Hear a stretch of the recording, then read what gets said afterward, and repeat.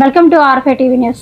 తిరుపతి జిల్లా కలెక్టర్ వెంకటేశ్వర ఆదేశాల మేరకు మండలంలో ప్రజల సమస్యలను పరిష్కరించేందుకు ప్రజా సమస్యల పరిష్కార వేదిక కార్యక్రమాన్ని పటిష్టంగా నిర్వహిస్తున్నట్లు తహసీల్దార్ శ్యామ్ ప్రసాద్ తెలిపారు. రేణిగుంటలో ఏర్పాటు చేసిన మీడియా సమావేశంలో ఆయన మాట్లాడుతూ ప్రజలు ఇకపై తమ సమస్యల కోసం కలెక్టరేట్ వరకు వెళ్లాల్సిన అవసరం లేదని స్పష్టం చేశారు.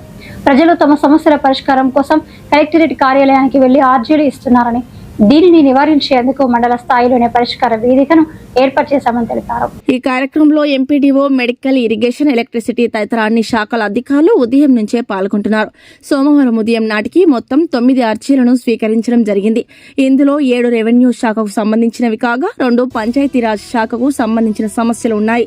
అర్జీలు ఇచ్చిన వారందరికీ తక్షణమే రసీదులను అందజేశామని, నిర్ణీత గడువులోగా సమస్యలు పరిష్కరించకపోతే ఎండార్స్మెంట్ ద్వారా కారణాలు తెలియజేస్తామని తెలిపారు. ప్రతి సోమవారం ఉదయం 10 గంటల నుంచి మండల స్థాయి అధికారులు అందుబాటులో ఉంటారు కాబట్టి ప్రభుత్వ సెలవులు మినహా మిగతా 10 దినాలలో ప్రజలు ఈ అవకాశాన్ని సద్వినియోగం చేసుకోవాలని తహసీల్దార్ కోరారు. సమస్యలు ఉన్నవారు నేరుగా వచ్చి తమ సమస్యలను పరిష్కరించుకోవాలని పిలుపునిచ్చారు.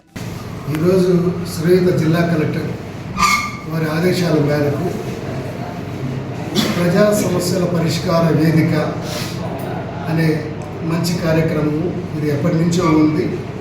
మన మండలంలో ఉండే ప్రజలందరూ కూడా కలెక్టర్ ఆఫీస్కి వెళ్ళి ఇక్కడి నుంచి అక్కడ అర్జీలు ఇవ్వడం జరుగుతుంది. దాన్ని నివారించి మండల స్థాయిలో పరిష్కారమయ్యే సమస్యలను మండల స్థాయిలో పరిష్కరించాల్సిందిగా ఆదేశాలు జారీ చేసినందున కలెక్టర్ గారు ఈరోజు MPDO sir, medical, irrigation, electricity అన్ని శాఖల అధికారులు ఈరోజు ఉదయం నుంచి ఈ పీజీఆర్ఎస్ కార్యక్రమంలో పాల్గొనడం జరిగింది. ఇందులో ఈరోజు మనకు 9 అర్జీలు స్వీకరించడం జరిగింది. ఈ 9 7 రెవెన్యూ శాఖకు సంబంధించినటువంటి సమస్యలు, 2 పంచాయతీరాజ్ శాఖకు సంబంధించినటువంటి సమస్యలు. ఈ 9 అర్జీలకు కూడా అర్జీదారులకు రసీదు ఇవ్వడం జరిగింది.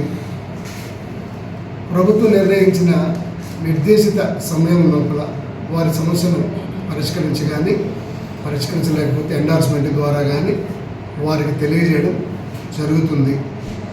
ఇదే విధంగా ప్రతి సోమవారం కూడా మండల స్థాయి అధికారులందరూ మార్నింగ్ 10 నుంచి కూడా ఇక్కడ ప్రతి సోమవారం ఇక మీదట ప్రభుత్వ సెలవులు కాకపోతే వర్కింగ్ డేస్లో మాత్రం జరుగుతుందండి. ఈ అవకాశాన్ని మన రేణిగుంట ప్రజలందరూ సద్వినియోగం చేసుకోవాల్సిందిగా, సమస్యలు ఉన్నాయా కదా ఇక్కడికి వచ్చి పరిష్కరించుకోవాల్సిందిగా తెలియజేయడం దానికి. Thank you. రేణిగుంట గ్రామ పంచాయతీకి సంబంధించి శానిటేషన్ సిబ్బందికి జీతభత్యాల విషయంగా ఇప్పుడు క్యాడర్ స్ట్రెంగ్త్ అప్డేషన్ చేసుకోవడం అయింది. దాని ప్రకారం బిల్ సబ్మిట్ చేస్తారు. అన్ని పంచాయతీల్లో కూడా క్యాడర్ స్ట్రెంగ్త్ అప్డేట్ చేసుకోవడం అయింది. దాని ప్రకారం బిల్స్ ఇప్పుడు పెట్టాలి. గతంలో డిపి మేడం వచ్చి చెప్పారు, మీకు ఉగాది కంటే మీకు మన పంచాయతీ పోర్టల్లో క్యాడర్ స్ట్రెంగ్త్ అప్డేషన్ చేయడం అయింది.